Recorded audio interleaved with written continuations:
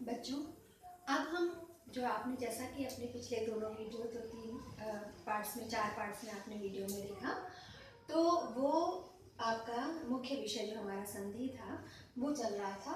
और इसके पहले हम बात कर रहे थे अकः सवर्णे दीर्घ इस सूत्र की। इस सूत्र की को समझाते समय, इसकी व्याख्या के समय हमने आपको बताया था कि अक का तात्पर्य अक प्रत्याहार के अंतर्गत अ, ई, उ, री और ली इतने वर्ण आते हैं।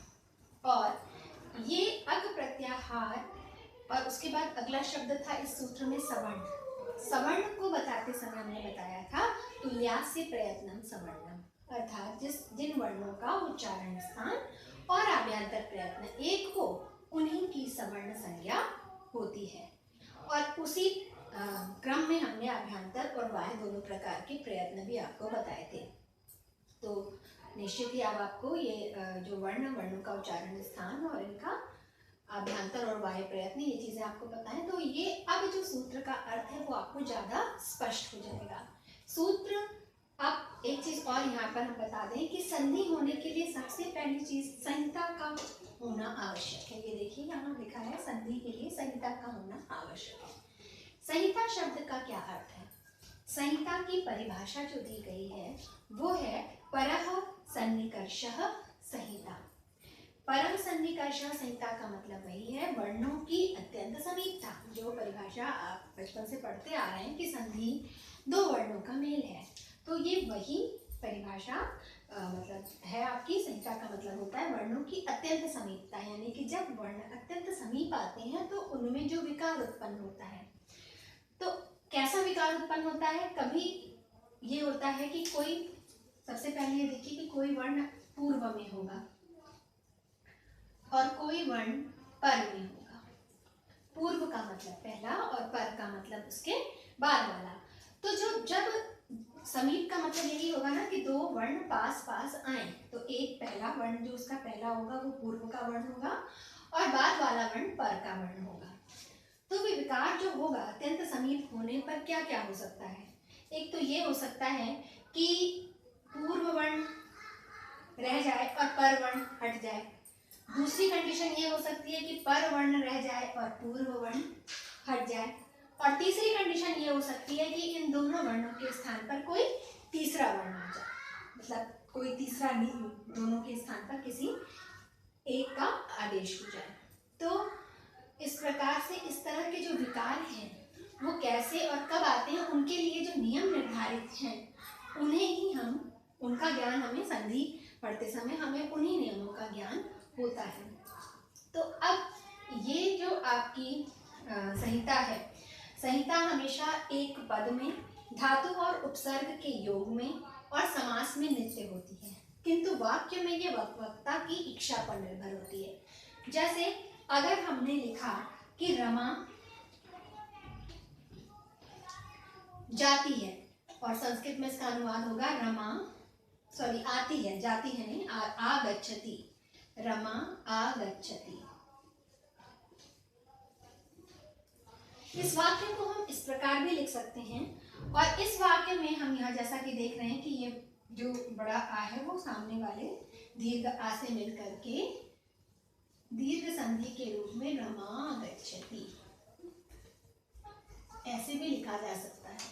लेकिन ये वक्ता की इच्छा पर निर्भर है, मतलब ये होना अनिवार्य नहीं है। हम वाक्य को ऐसे भी लिख सकते हैं और ऐसे भी। लेकिन अगर कोई पद है, पद का मतलब है कि जैसे कि हम जानते हैं कि धातु और प्रत्यय से मिलकर ही कोई पद बना होता है, तो वो धातु और प्रत्यय जब मिलेगा तो उस समय जो विकार होंगे, जिस समय संधि के नियम उस पर अवश्य लागू होंगे। धातु और उपसर्ग मिलेगा, जैसे अगर अभी उपसर्ग है और उसके आगे उदय से उसको मिलना है तो अभ्युदय ही बनेगा, उसको आप अभी और उदय तोड़कर नहीं लिख सकते।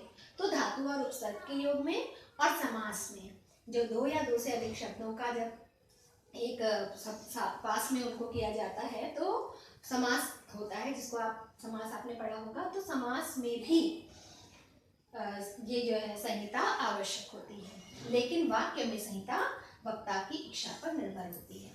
तो इस तरह से ये चीज आपको क्लियर हो गई। अब हम ये देखते हैं कि अब हमें जो दीर्घ संधि का सूत्र है वो पूरी तरह से समझ में आ गया होगा। अकः सवर्णे दीर्घ, तो अक का तात्पर्य पांचों ये स्वर, सवर्ण का तात्पर्य आपको क्लियर हो गया कि वे वर्ण जिनका उच्चारण स्थान एक हो और जिनका अभ्यंतर प्रयत्न एक हो, उन्हीं की सवर्ण संज्ञा होगी। सवर्ण संज्ञा होने के लिए इन दो शर्तों को पूरा करना आवश्यक है।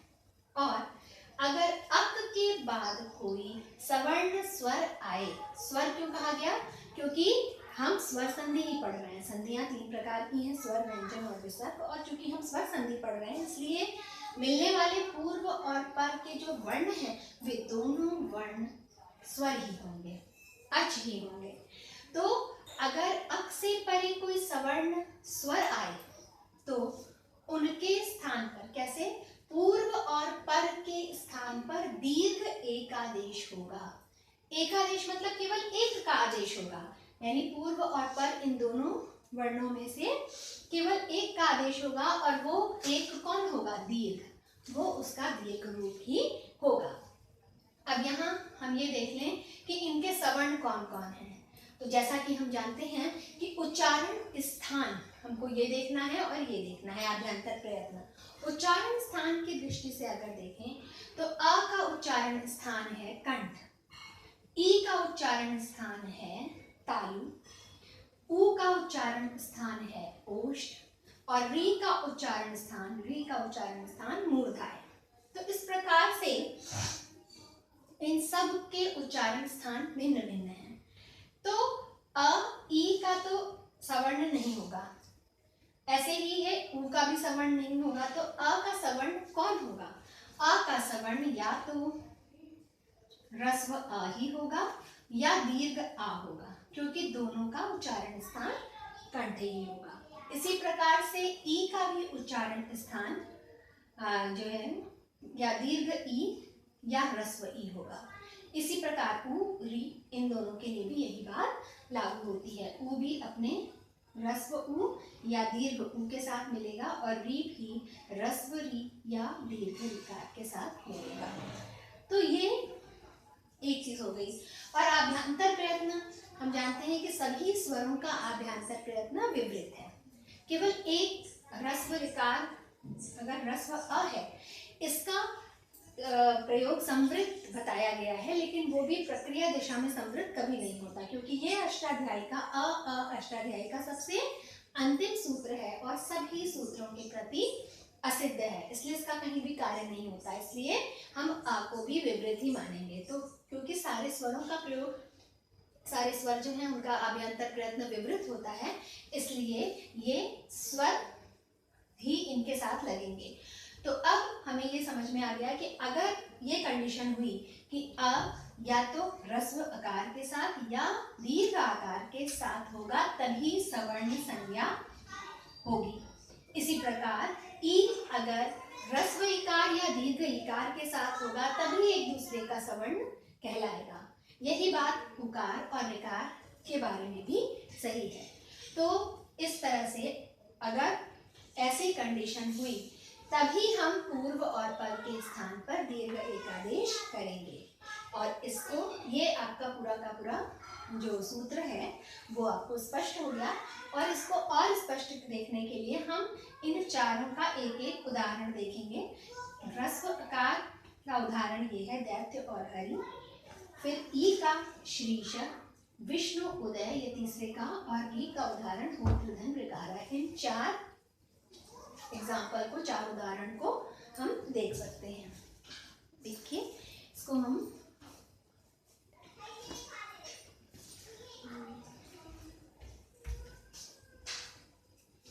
लिखते हैं यहाँ पर और आपको करके दिखाते हैं।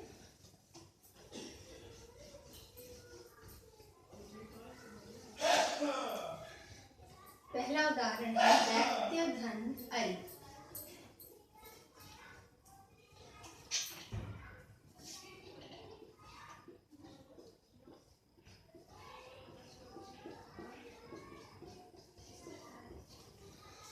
यहाँ प्रथम शब्द का जो अंतिम वर्ण है वो य के बाद वाला अ है। य और उसके बाद, चूंकि य पूरा लिखा है, इसका मतलब कि ये शुद्ध व्यंजन नहीं है बल्कि इसमें आ मिला है। तो दैत्य के अंतिम वर्ण इसका य के बाद वाला यकार उत्तरवर्ती अकार इसका अंतिम वर्ण है। और ये अंतिम वर्ण आई के प्रारंभिक वर्ण आ से मिल रहा है। यहाँ पर इन दोनों वर्णों की अत्यंत समीपता है। अब ये देखिए कि ये दोनों वर्णों का उच्चारण स्थान कंठ है और दोनों का ही जो अभ्यंतर प्रयत्न है वो विवृत है, इसलिए ये दोनों ही सवर्ण संज्ञा वाले हैं। और इसलिए जब ये शर्त पूरी हो गई तो अब हम क्या करेंगे, इसको दीर्घ करेंगे। और दीर्घ करने के लिए पूर्व और पर इन दोनों के स्थान पर दीर्घ एकादेश होगा, यानी इन दोनों का दीर्घ आ, ये एकादेश होगा। अब हम जब अब ये जो शब्द बनेगा वो देखिए,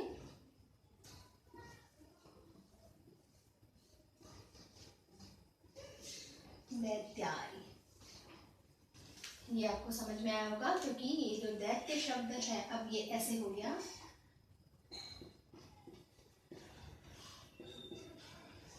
और इधर का भी। अब इन दोनों की जगह पे हमको एकादेश हमने आ का किया और तब हमारा जो शब्द है वो क्या बना, दैत्यारी। ये आपका उदाहरण हो गया। दूसरा उदाहरण इसी प्रकार से श्रीशक, ह्रस्व इकार दीर्घ इकार, ये लिखिए श्री धन ईश।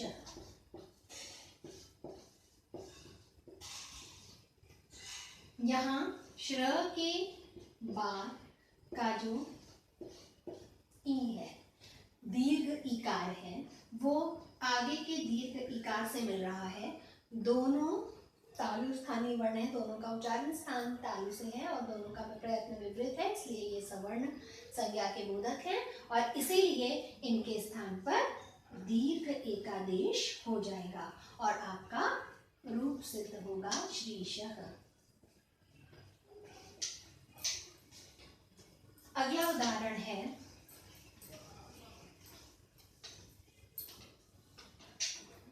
विष्णु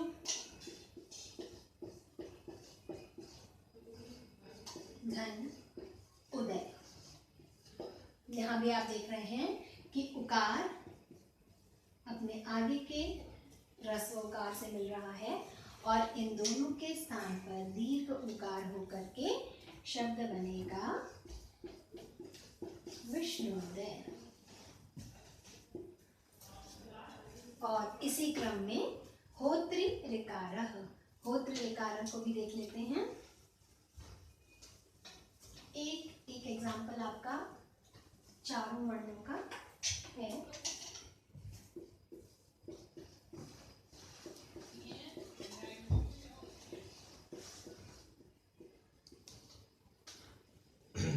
इसमें अंत्य वर्ण आपका री, जो कि एक स्वर है, आगे के री से मिलेगा और दोनों के स्थान पर दीर्घ ऋकार हो जाएगा और शब्द बनेगा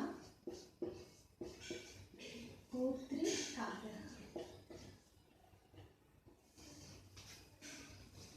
ये आपका चारों उदाहरण हो गया। अब इस संधि का जो प्रयोग आप इसका जो एग्जाम्पल है ये आप देख करके, और आपके बुक में भी इसके उदाहरण दिए हुए हैं जिनको वहां से देखकर आप अभ्यास कर सकते हैं। तो आज हमारा स्वर संधि में प्रथम जो दीर्घ संधि थी वो समाप्त हुई और इसके प्रश्न आपको हम दे देंगे जिसे आप करके अपना अभ्यास करते रहें।